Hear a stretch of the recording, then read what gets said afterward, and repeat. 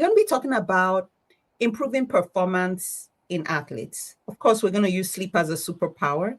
And I'm really, really excited to have here today Dr. Ashley Zultanky. So excited. She is a phenomenal psychologist and has all the tools and the tips and the strategies and the science to back it up. So really excited to have you today.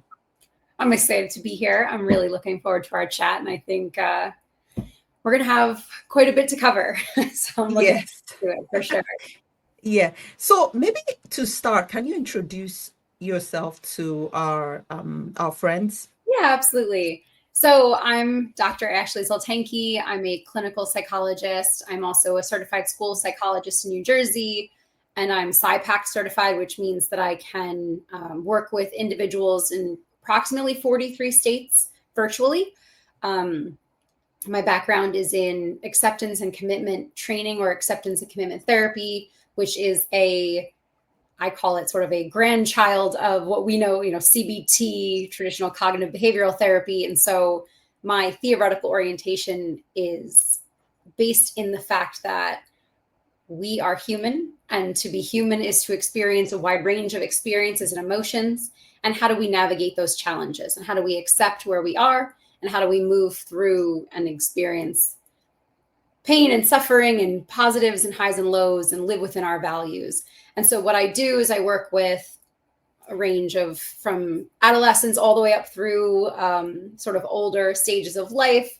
I work a lot with athletes. That's sort of my primary population. Also executive functioning ADHD clients as well.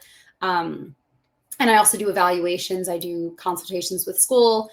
And I'm also in my spare free time, quote unquote. I'm still an athlete. I was an athlete throughout my entire life. And so I keep saying to my athletes, like, if I can talk the talk, I've got to try to walk the walk. Not as well as they do anymore, but I give it a go.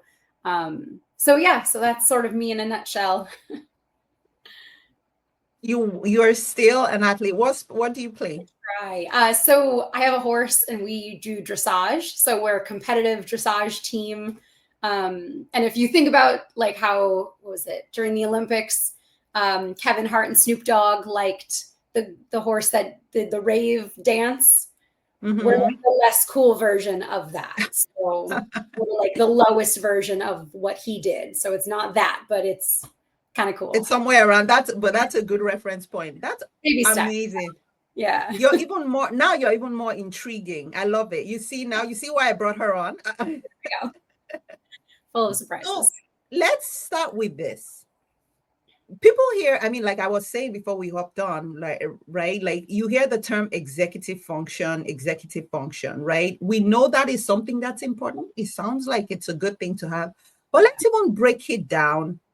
What does that mean? What does that term mean? Because before we even talk about executive dysfunction, we probably need to know what that executive function is.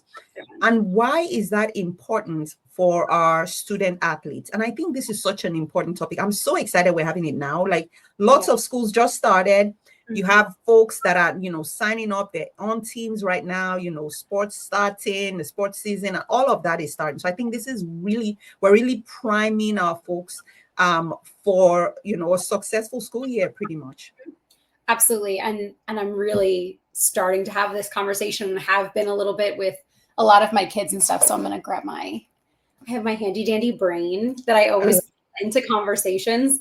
So, we know kind of different areas of the brain do different things. So executive functioning for, people who are not super, super familiar, a lot of that takes place in the front of the brain. And then kind of inside, thinking about half of the brain, it's kind of in this area here, right? So the front of the brain is where all of our higher order processing takes place, right? So we have some of our language production, we have processing, problem solving skills, organization planning. Some of our behavior happens kind of in that frontal lobe. So our inhibition or our impulsivity, sometimes that happens a little bit in the frontal lobe. So the front of the brain is so important, especially when we're talking about younger people, because this part of the brain doesn't really develop until finish developing until mid-20s, right? And I tell everyone, like, hey, you're still developing. My teenagers, my athletes, when we're working on executive functioning skills, I tell them a lot of this is stuff that you're practicing the same way you would be practicing a new drill, a new skill in your sport.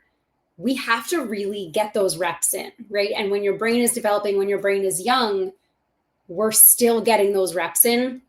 And for those of us who are a couple of years over 25, right? A handful of years, maybe, we can still develop new skills and we can still make some really great connections in our brain so that we can strengthen our executive functioning as well. So it's not just like the can't teach an old dog new tricks adage. It's really the more that we practice positive decision-making, planning, organization, using different strategies that are more effective, building that working memory. So the sort of quick memory for things like phone numbers, digits, brief chunks of information. Those are the kinds of things that the more we practice and the more we use it, the better we get at it. And unfortunately now, and this is sort of a whole different tangent we could go on, but with technology, some of that's been taken away. Right? I was literally about to take us off tangent about exactly that. Please keep going. It is so, that is like my little soapbox. It's so frustrating. Like kids today, they don't remember what it was like to memorize a phone number, to call a parent, to ask permission to talk to your friend on the phone. And it's like a whole thing. Everyone's got a phone, everyone texts, everyone does, the sort of quick. Yeah. And that's where some of that impulsivity comes from too, right? We get a lot of dopamine kick from our phone, from technology in general. And so, with someone who maybe struggles with slowing down, pausing, planning, creating that space, you're really going to have a hard time with something like, not being off sides during, a football, like when you're in that starting line, right? You're going to go off sides because, or you're going to move too quickly because you're impulsive, you're ready to go. You've got teach a lot about those fast twitch muscles. They teach a lot about like, all right, we're down, we're set. Oh, go. No, not yet. Right. So like things like that, that's where some of that connection can happen within executive functioning. If we can work on building that strength in the brain. So a lot of what I talk about with my athletes is how do we build up those muscles, right? How do we grow? How do we develop them and really hone that edge? And a big part of that is sleep. Really, I tease my clients. They laugh at me because I say we are plants. We need water. We need sunlight, right? And those are and more so, I guess, than plants, we need sleep. So those are kind of our top three. We need we need water, sunlight, and some sleep, and then we're pretty good to start with, right? So I think a big part of this is building up and strengthening and improving some of that skill work to have that foundation. Yeah, I love that. So here is the thing. As you're speaking, I'm like, okay, there's so many things. Now, a lot of our teenagers, a lot of our athletes are like on all kinds of energy drinks, caffeine, because they're trying to push themselves, right? They're trying to push past exhaustion. And while that may temporarily improve performance, temporarily, long-term effects, I'm sure, are negative. So what are, and we're going to own in on sleep because I think that is just so key, like you said, but what are ways to strengthen those muscles as it were, improve that executive function? Especially in this world now, AI is doing everything for you. You don't need to remember anything. You do not need to, right? Like if you're not careful, right, you've delegated even thinking to AI, right? And these kids, like you said, this stage of their lives, it's so crucial. Their brains, those neurons are forming, their brains are developing. But what are some ways, how are some ways you work with your athletes in terms of that?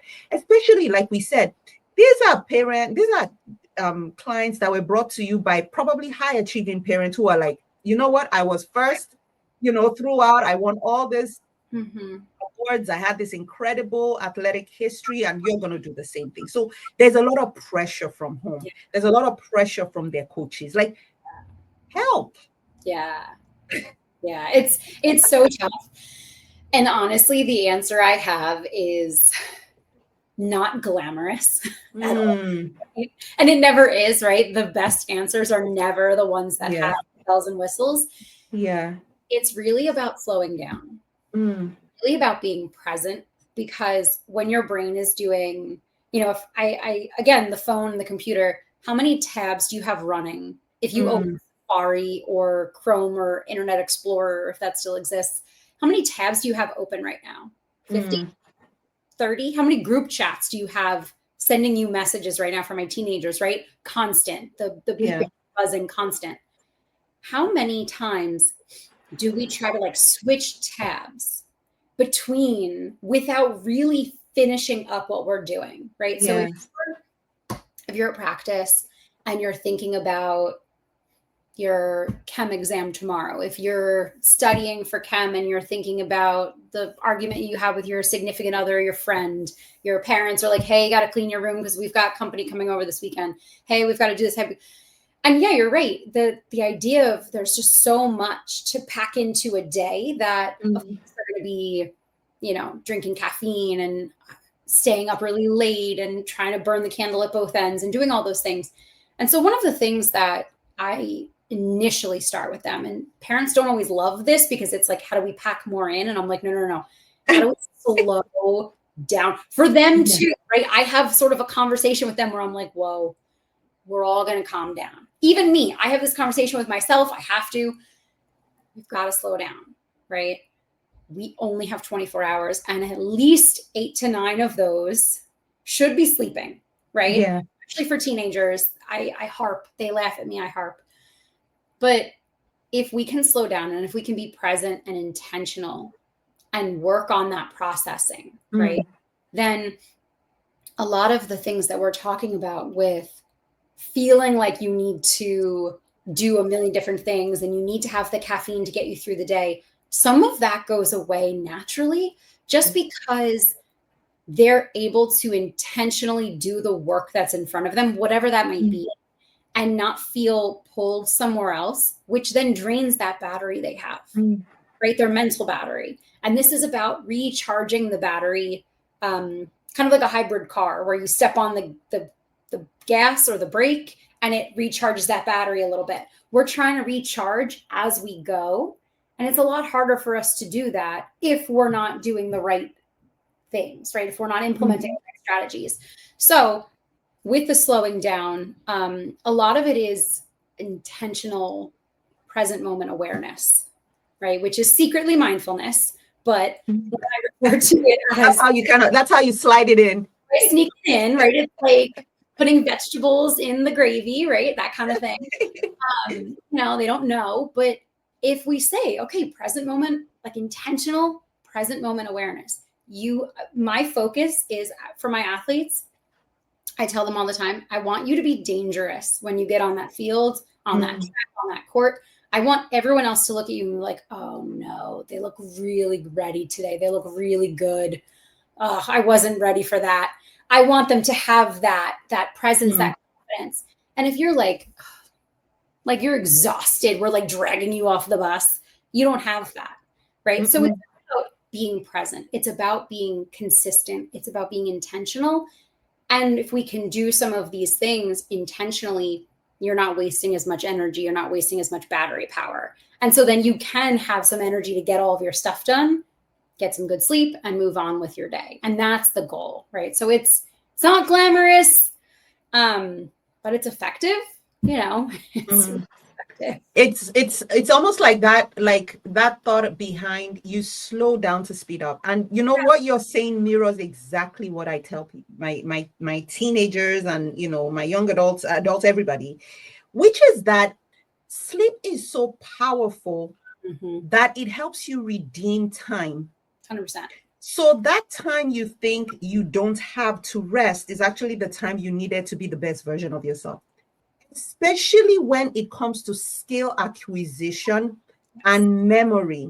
Yeah. It is so vital that you get sleep. And they've done this in research where they've compared not just academic performance between high school kids who didn't sleep well compared to those who slept well. Like it was the difference between getting an A and getting an F. Like it wasn't just a small call. It wasn't just a close call. And they've actually looked at performance and reaction time Oh yeah. in different sports, basketball, you name it, between those who got enough sleep and who didn't. And it was a clear difference between how many missed their points and how many got them. So that ability to form those connections, and they've also looked at people who were playing instruments. Oh yeah. You tried a piece of music and you worked against it and you went to sleep. The next day you could retain and recall it much faster and much smoother. So the time you're busting your butt and hustling to buy and to fit more into your day, what you needed actually was to press pause. And when you go back to it, you're a whole different person. So I just love that. Yeah. That's also the perspective that you share. Yeah. And I teach the pause quite a bit. The other part of it too is now that's just with athletes that are kind of going along and functioning. Throw in an athlete who's coming back from a concussion, right? So now we've taken the brain and we've injured it, right? And so now sleep, and how many athletes, I mean, I see a ton of athletes who come back from sometimes multiple concussions across a couple of seasons. Then sleep becomes way more paramount, right? And like when you're recovering from injuries, when you're working toward, we've got kids who go to like regionals or nationals, different things like that. Now you've got to worry about overuse injuries. And so like all of this, again, this idea of everything packing in, if you go to your athletic trainer and you get iced or taped and, you're getting your legs stretched out or whatever you're doing, that's helping you. So why aren't you doing the same thing with your sleep, with your mental preparation, right? You've got to use all of these different tools. And there really aren't enough hours in the day, unless, you're a Simone Biles, a Michael Phelps, like your job is sports, right? Like, and that's great. Wouldn't that be nice? But, for the younger athletes and stuff, it's really hard to build all of that time in. But I love the idea of the slow down to speed up. I think that nails it. It's so hard. Yeah.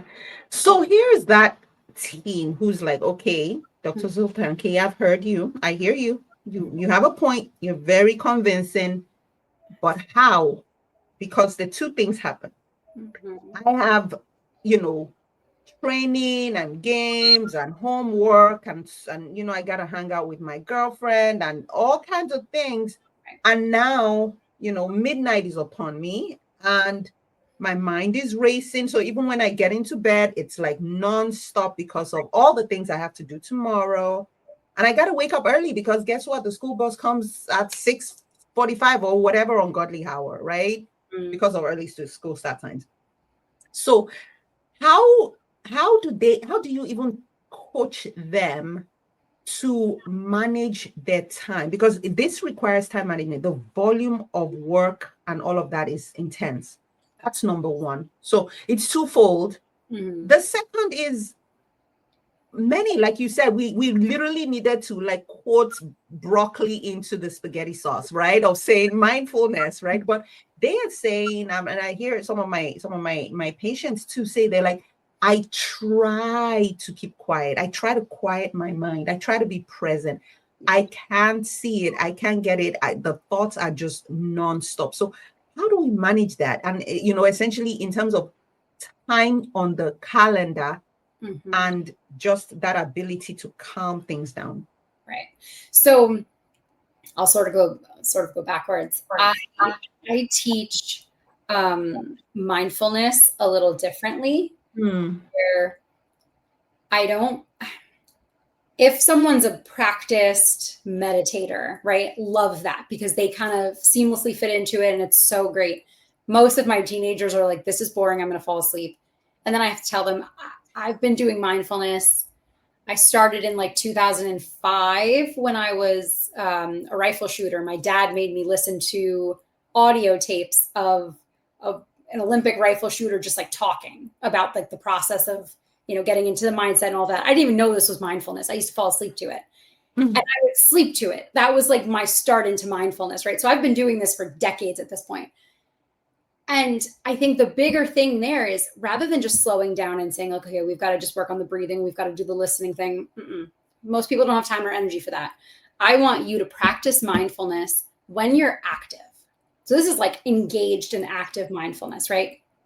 And a lot of my athletes, when they come in, like they're like, yeah, I went to the gym and my trainer says, oh, you got to put your mind in your muscle.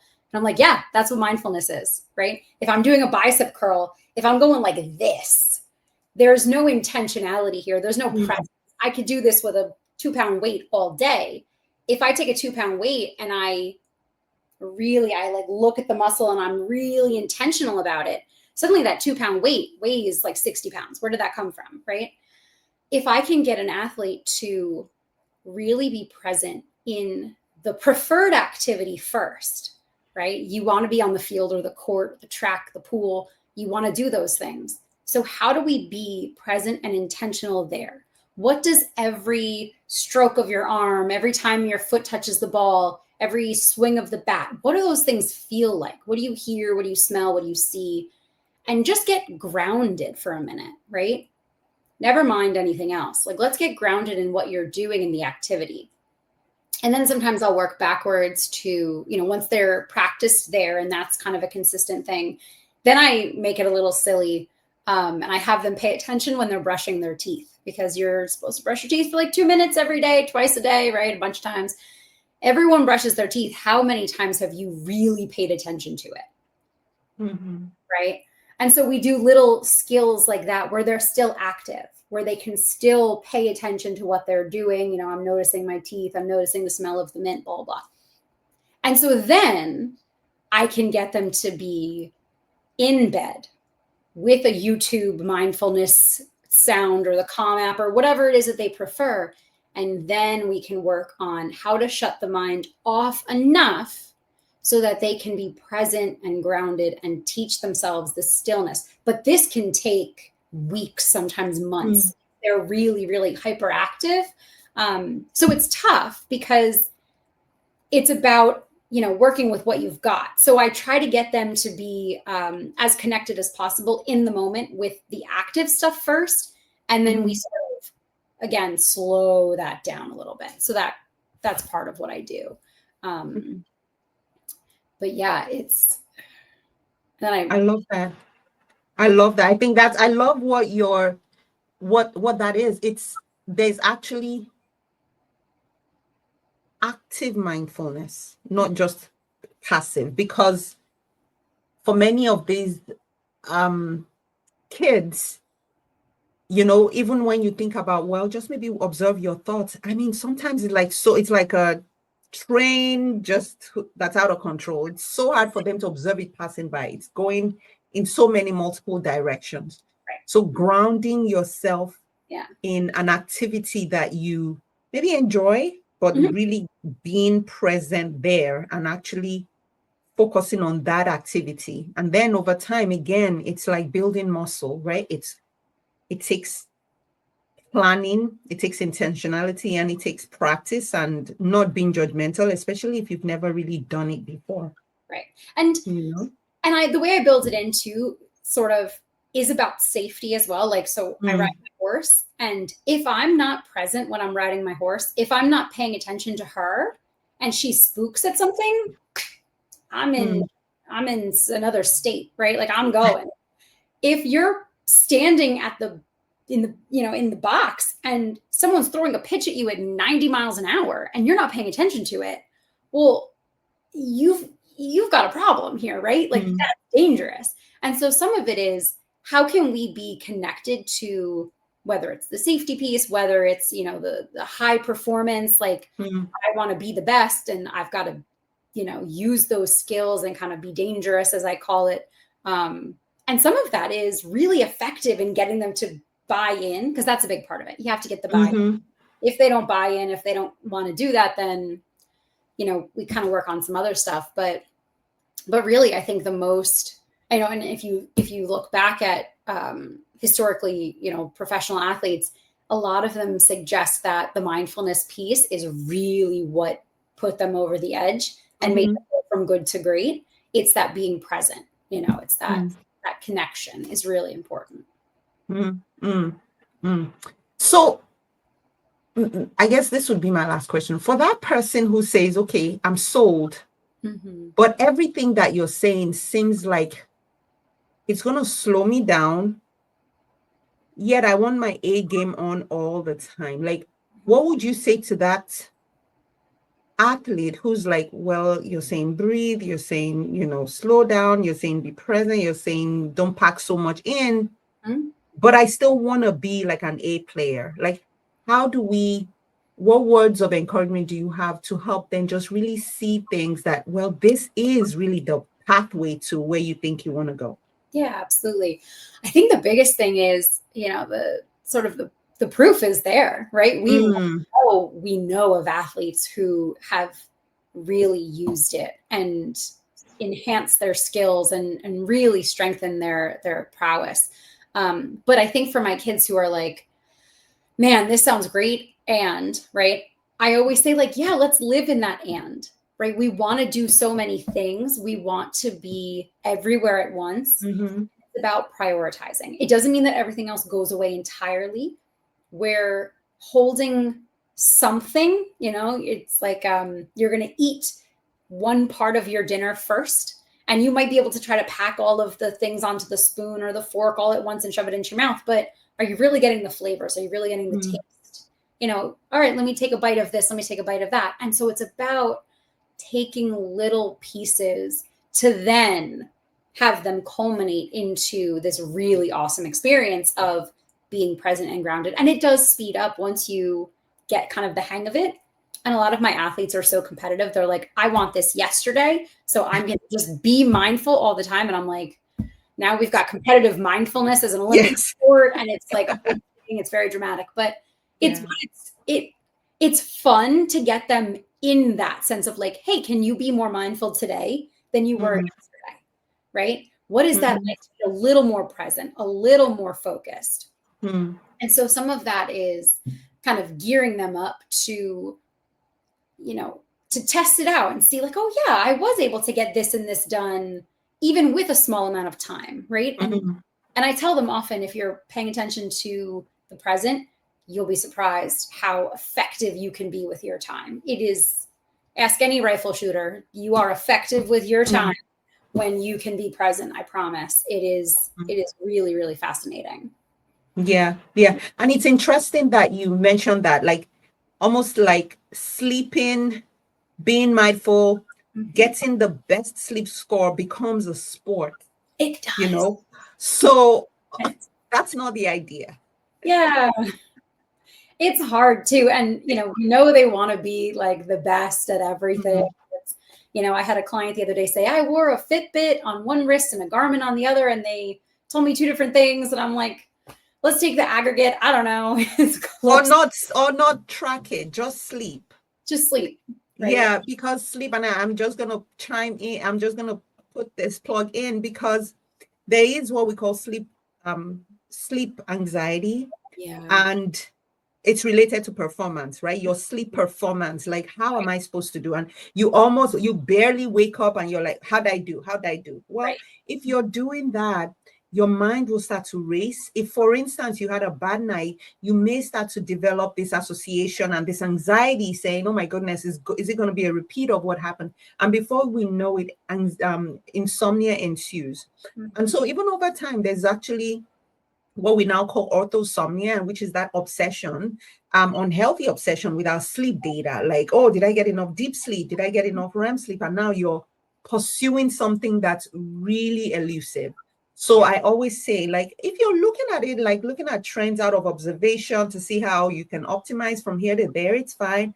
But don't go with the day-to-day. Kind of look at trends over time, behavior change, and then see how you can make adjustments.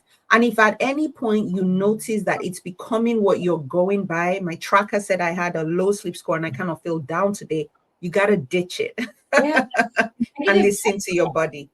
right. Yes. So the negative, like the mindset, Yeah. the negative self-talk, all of Yeah. that, not good enough because I didn't get a good enough sleep Yeah. score, the way I'm not good enough because I didn't run fast enough. Yeah. And that narrative really does get in the way. So the mindfulness piece quiets that. Mm. It's about, okay, I have thoughts, they exist. I could, put my leaves on a stream or any, clouds in the sky or any sort of metaphor that works for you. But at the end of the day, if I paid attention to every thought I have, I would never have time for anything else, right? Mm.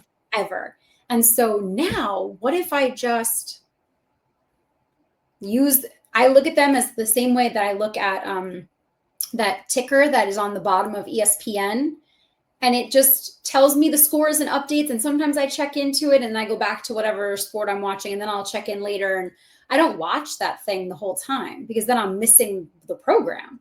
And that's the same thing. If we're focusing on the perceptions, the thoughts, the emotions, we're missing our lives. We're not paying attention. Yeah. It's tough though. It is. But it's doable.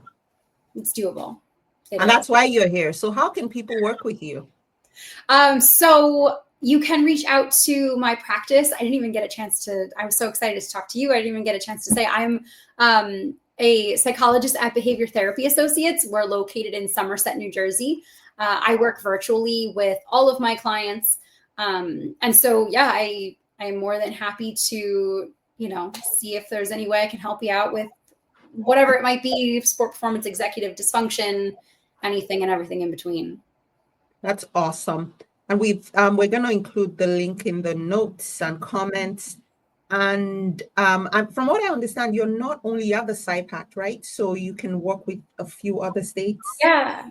So so a bunch of my colleagues at Behavior Therapy Associates, a bunch of us have our Psy.D certifications. And so, yeah, we can work with people in 43 states as of right now. That's amazing. Opens up. It was such a great thing that's been over the last decade or so. It's been really beautiful. Yeah. So it's awesome. Wonderful.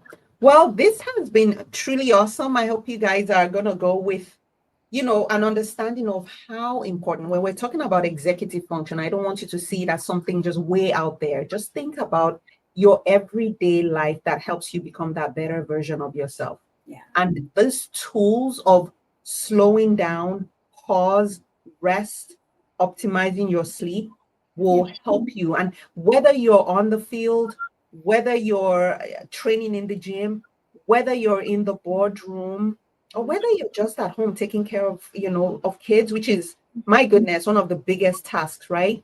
Mm-hmm. Good rest, sleep, pausing helps you to be that better version of yourself. And if you're struggling with sleep, if you're like, yeah, we hear you now, we don't even know how to get that sleep. Well, that's what we're here for, the Restful Sleep, please. And we help you move from exhausted, burned out, drained to thriving and reaching your fullest potential. And we see kids and adults across the lifespan. We'll be more than happy to partner with you. Our number is 215-607-8297. So just give us a call. Let's have a chat. And then until next time, I hope you rest well. Thank you so much for having me on. I've really loved having this chat today. Thank you so much for coming. It was truly a joy.